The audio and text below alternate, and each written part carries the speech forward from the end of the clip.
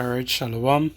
I'd like to give all praises and glory unto Yahweh, Ba'ashem Yahushai, Ba'ashem Rakakudash, double honors to the elders and the apostles of the great millstone, peace and salutation to the hopeful elect. This is your brother Ahmad Bayan, coming to you with another video through the spirit and power of Yahweh Ba'ashem Yahushai, Ba'ashem Rakakudash. Now this is just going into some news, right? Things that happening around the world.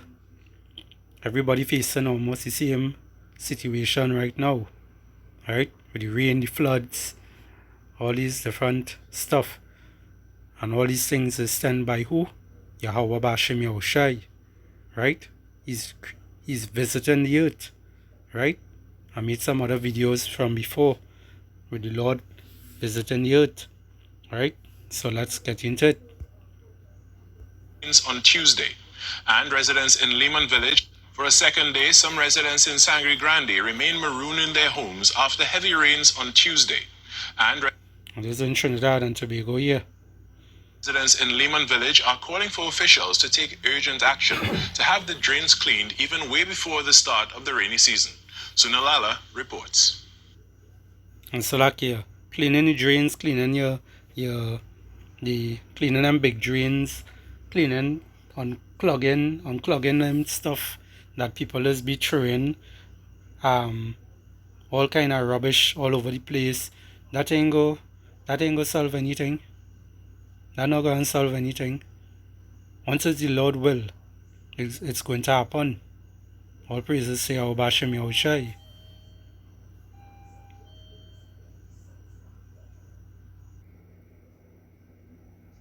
Hanif Khan, who lives near the riverbank around Brooks Trace and Lehman, said he had to swim to get out of his house on Wednesday. He and his family were able to salvage some items, but said the flooding event took them by surprise. The area regularly floods during the rainy season, but he admits that he was unprepared for this during the dry season. I lost my generator, I lost plenty other things. I lost spray can, weirs, stove, gas tank, everything that's going on in the river. I live here and there's the river here. But it's a good thing upstairs, right? So everything that's flushed out inside the river. So I was also swim to come out the road to get a little assistance. And another resident, Earl Stanislaus, said he's never witnessed flood during this time of the year and is calling on the relevant authorities to do some early dredging and clearing works. There's a lot of drains that drainage uses to clean when I was a little kid. And that really uses to help with pulling the water out. They had stopped doing that for years now. And it have drain passing right behind my house. It's almost the same level with land. These drains need to be cleaned. Further up, resident Rakesh Maharaj said his family suffered major losses from the downstairs. So like here, now as the gentleman was saying there, the drains had to be clean.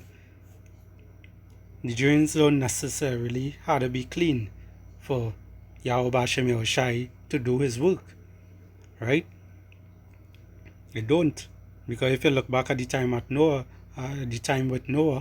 right, when it had the flood, when the Lord destroyed the earth with flooding, right, it had no land anywhere, right?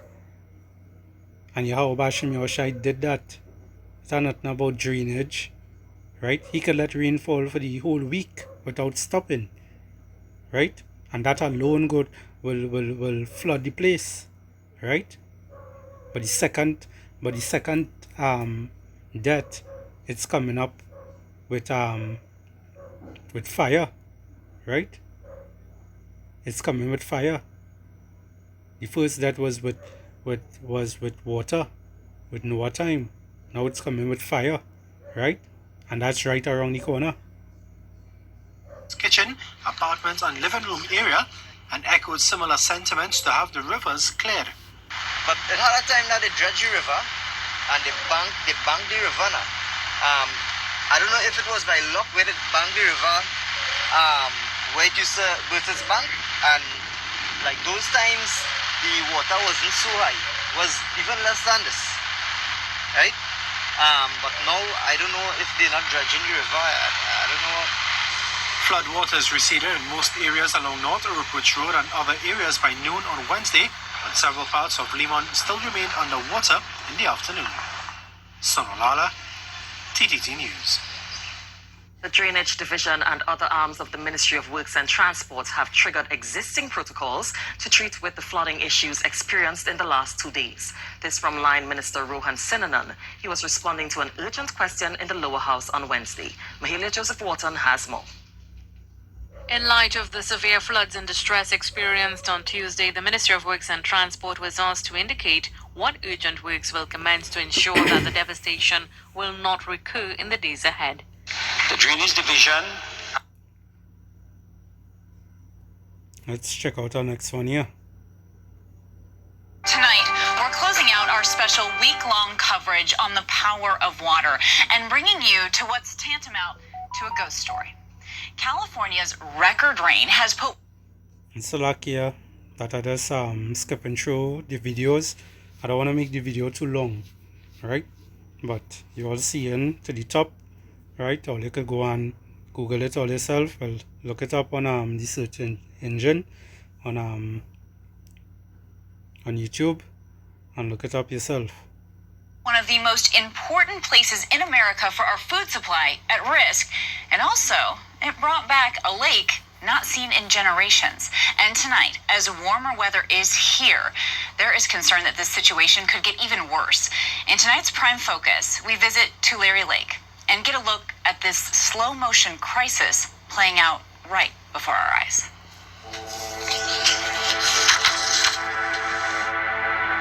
I don't think we're going to stop it from happening. A frantic race to save communities in California's Central Valley. Do you feel like you're sitting ducks? It all depends. We just don't know how much, because it's going to be a matter of how much gets dispersed.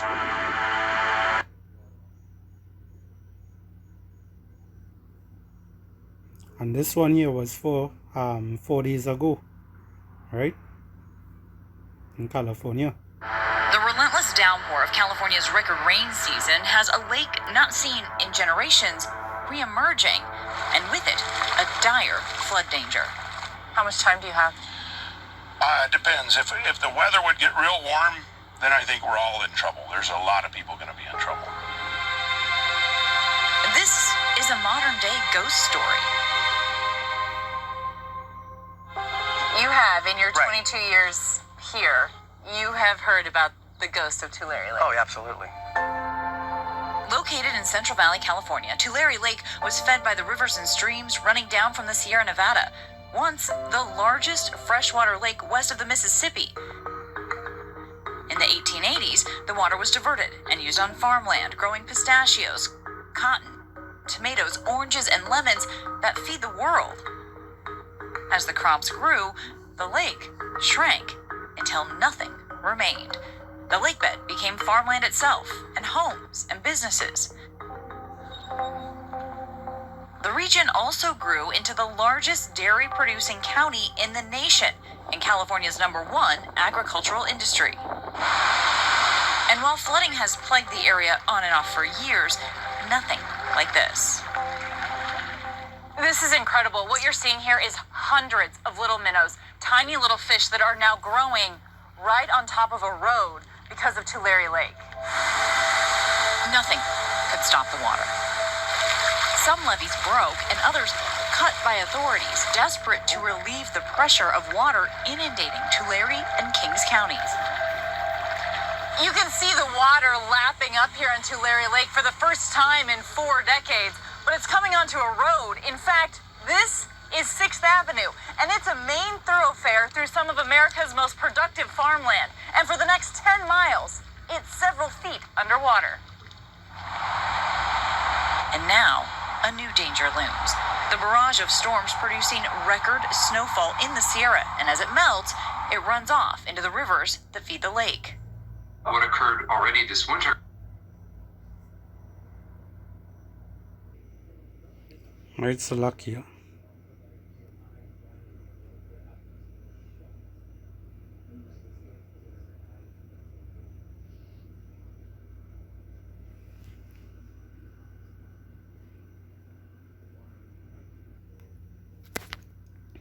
Right, I have a next one here. Now at 4, breaking news. A race to put out a wildfire burning near the Cajon Pass raging flames burning right now next to snow-covered mountains. It's our first wildfire of the season. Good afternoon, I'm Juan Fernandez. And I'm Amy Johnson in for Susie Sa. This is KCAL News at 4, streaming on CBS News So Los just- Angeles. Now, we So like it is just like clippings that are showing here, right? And then I will go into some scriptures and close it off after. this winter's record snows and heavy rains would lead to this. Of course, our local mountains getting covered with tall grasses and thick shrubs, all providing lots of fuel for fires. But did anyone think wildfire season would start this soon? KCAL News reporter Tina Azzedine is live in Lytle Creek with the very latest on the battle there. Tina. Rapid response. Get this fire out. And then also just down the street, which is Lytle Creek Road and Glen Helen Parkway, the CHP has it blocked off to traffic. Concerned, they tell me, about hot spots and the fire possibly jumping around Southern California, says the U.S. Forest Service, and a towering column of smoke that is visible throughout the Inland Empire and the high desert. 160 acres of brush burning near Wrightwood, specifically Gobbler's Knob, a popular camping spot in the San Bernardino Forest for those that are unfamiliar. Now, where exactly did it start? Flood threats, they continue to grow. So like here again. In the Midwest, the spring snowmelt is well underway, causing Mississippi water levels to approach major flood stage. That's putting folks in the Quad Cities at risk. Fox Weather's Robert Ray joins us now live in Davenport, Iowa. Robert, you were there on the ground last week. I know you've been monitoring this very closely. How have the water levels changed since then?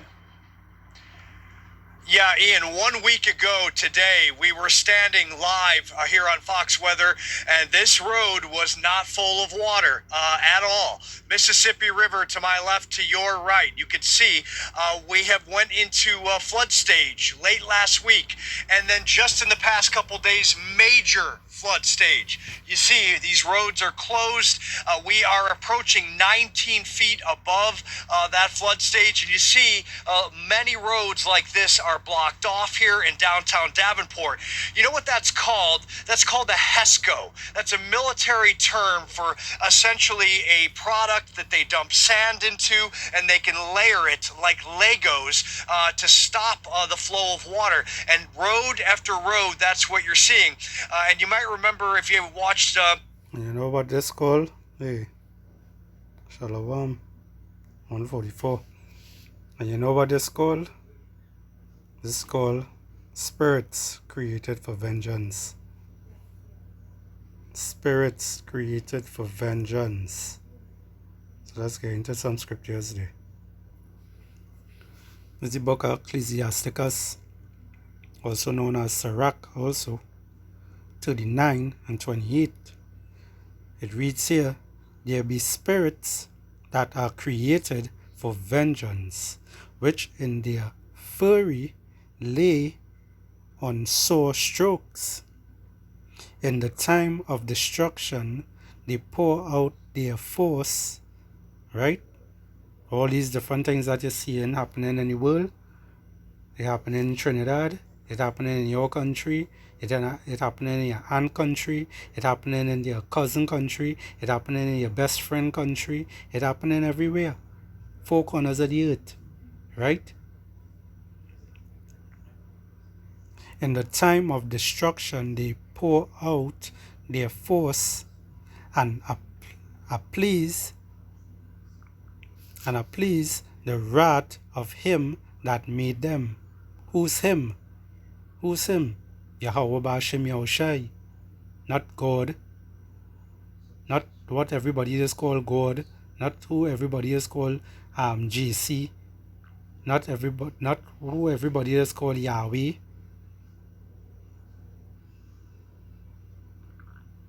His name is Yahweh, and his son's name is Yahushai. Holy Word is ignorantly called Jesus Christ, right? He's the one who created all these things, right? Everything that is on the earth is his. Fire and hail and famine and death, all these were created for vengeance, right? All the floods that you're seeing happening, all the bushfires, All those things are created for vengeance. The Lord knows exactly what it is He's doing. We might look at it and mightn't understand it. The man of the Lord will understand it, because we know what is coming. And all these things had to take place in order for people to be pulled down low. You see all these other countries getting different magnitudes of earthquake, 8 point something magnitude, buildings falling, people losing their homes, people losing their lives. All these things you're seeing happening. All these things are spirits created for vengeance. All these things happening in a very beautiful way, in order to bring people down low. And then famine is going to start, which it already started in certain countries. You're just not hearing about it on the news, because they like to hide stuff, and they like to make things look like if it is everything going well, like they have everything under control, which they don't.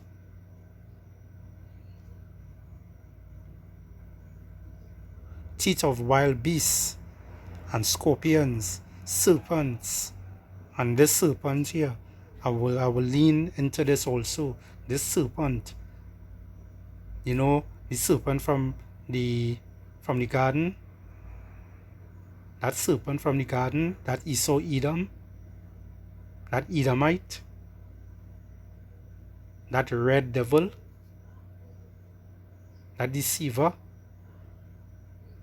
Also, it's saying serpent here. It also going into this serpent that they create, that Yahweh Bashem Yahushua create. Right? He also created this devil to cause mischief and to cause all this havoc on this earth. Right? He created all these things. He created this devil. And this devil coming on with great wrath just now, where he's going to bring in the MOTB, the C-HIP, right? Because he also have part to play with this famine, where it is he destroying all the different all the food supplies. He giving people such a abominable food to eat, right? Defiled foods he given to eat. Down to your fruits and your vegetables, everything defiled. When you're thinking you're eating healthy, this is what this devil doing, right? And the sword punishing the wicked to destruction, right? So all these things that you're seeing happen to people losing their home, their home get flushed away in the flood and all these things. These people are wicked people. These people are wicked people. These people are heathens. Some of them is also 2/3 of Israel. Right? Why? Because they love the world. Once you love the world, the Father is not in you. That's roughly paraphrasing.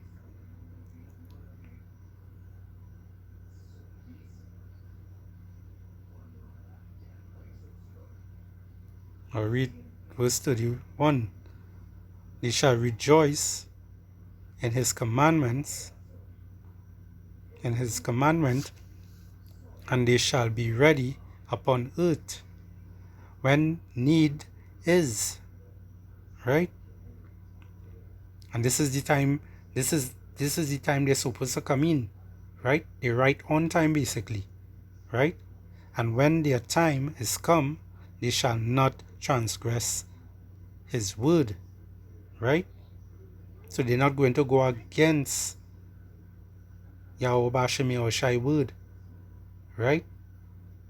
All these spirits that he created for vengeance are not going to go against what he put out there. What it is he made them to do. Right? What he created them to do.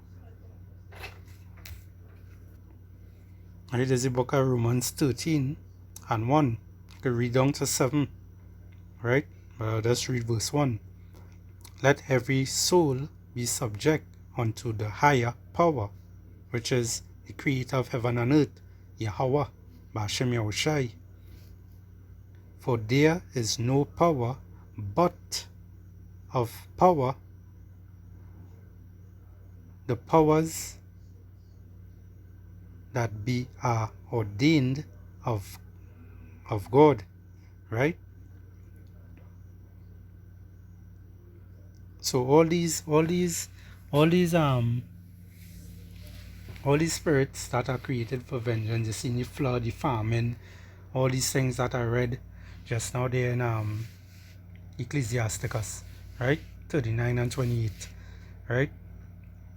All these things are here. And these are the times that people are supposed to be opening their eyes and seeing that what is happening. The Lord, Yahweh Ba'ashem Yahushai, is visiting the earth, right? Although you're not seeing him physically, right? Because we, as the men of the Lord, we don't have to see to believe. We don't have to see an angel physically, or see Yahweh Ba'ashem Yahushai come down on the earth physically and watch us and tell us, hey, go and warn my people. No, we don't have to do that, right? Why? Because he have brought us out of the world, right? And we have faith also, because how we came out of the world, he brought us into this truth, right? We are not men who just lean on our own understanding like them 2/3 out there and them other nations, right? We don't do those things, right? We go by faith, right? We go by faith.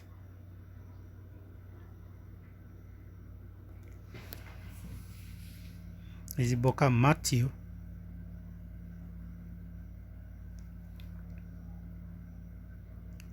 (10 and 29).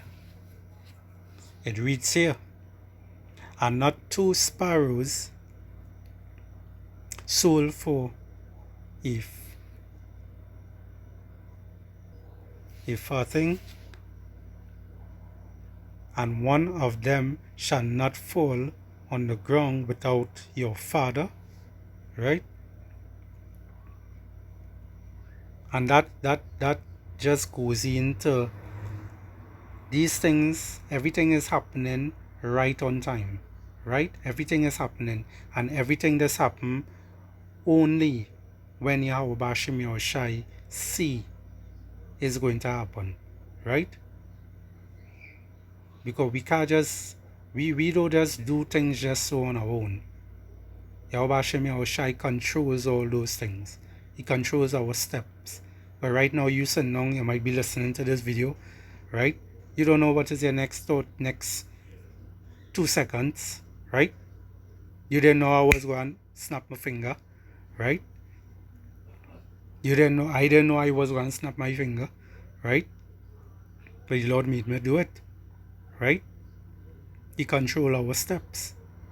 He also controls the weather. He also controls the whole earth, right? Everything that you're seeing happening right now is vengeance on the earth, right? But the very hairs of your head are all numbered, right? The Lord and all knows how much hair on your head, right? This is just to show you how much he knows you, right? Also, he knows me, right? More than we know ourselves. And as I say, he brought us out of the world to come out here and preach his gospel, right? This good word to warn Israel, right? Because this whole book, this whole Bible is made for Israel, right? The so-called Negroes, Hispanics, and Native Americans. This is what this is who this book made for, right? And Lord willing, I'll be part of that, hopefully, right? And also the other sincere Akim out there that pushing this word, the apostles who pushing this word. Hopefully, Lord willing, we make it in that hopefully group, you know.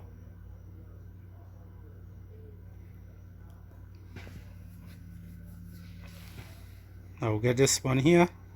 This is Deuteronomy 32 and 39, and I'll end it out here. See now that I, even I, am He, and there is no power, and I will say it this way, and there is no God with me. I kill and I make alive, I wound and I heal, neither is there any that can deliver out of my hand. Right? Lord do all these things. He does everything. Everything that you're seeing happening. Your mother, your father, your tanty, your nenen, your neighbor, your brother, your sister, your nephew, your niece, your dog, your cat, your birds. Don't matter what it is. Don't matter who it is. You see somebody get sick. You see somebody die. You see somebody get flooded out. You see the fire burn down somebody's house. You see a volcano erupt and it desolate a whole city. You see a 8.5 earthquake, 7.5 earthquake, 10.5 earthquake. It doesn't matter. You see tsunami. Doesn't matter what it is you see. When it is you see somebody die, you see anything, you see somebody now born, you see they die right after, it doesn't fucking matter. Just understand Deuteronomy 32 and 39. See now that I, even I, am He, and there is no God with me. I kill and I make alive, I wound and I heal, neither is there any that can deliver out of my hand. And this is Yahweh speaking. For I lift up my hand to heaven and say I live forever. If I wet my, and this wet meaning sharpen, if I wet my glittering sword, right, and my hands take hold on judgment, I will render vengeance. Spirits created for vengeance, also other vengeance, to my enemies, and will reward them that hate me. Right? So, with that, I hope this lesson was edifying. I'd like to give all praises and glory to Yahweh, Ba'ashem Yahushai, Ba'ashem Rakak Dash, double honors to the elders and the apostles of the great millstone. Peace and salutation to the hopeful elect. Shalak Rayam on this friggin' earth, Esau Edom, right? A bad ball onto America, that great whore, and all those other heathen nations. Shalom.